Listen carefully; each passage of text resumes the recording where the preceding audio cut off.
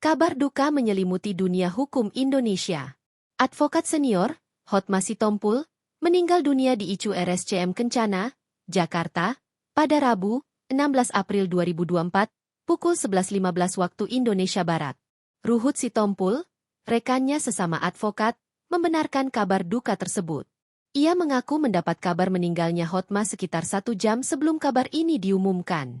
Ruhut mengungkapkan bahwa Hotma telah menderita sakit dalam beberapa waktu terakhir. Pria kelahiran 1954 itu diketahui menjalani cuci darah akibat penyakit yang dideritanya. Dari seminggu yang lalu memang sudah cuci darah, ungkap Ruhut saat dihubungi.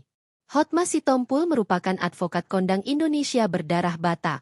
Selain dikenal sebagai pengacara senior, Hotma juga dikenal sebagai ayah sambung dari Bams, vokalis band Samsons. Ia juga merupakan pendiri sekaligus pembina Lembaga Bantuan Hukum Mawar Saron.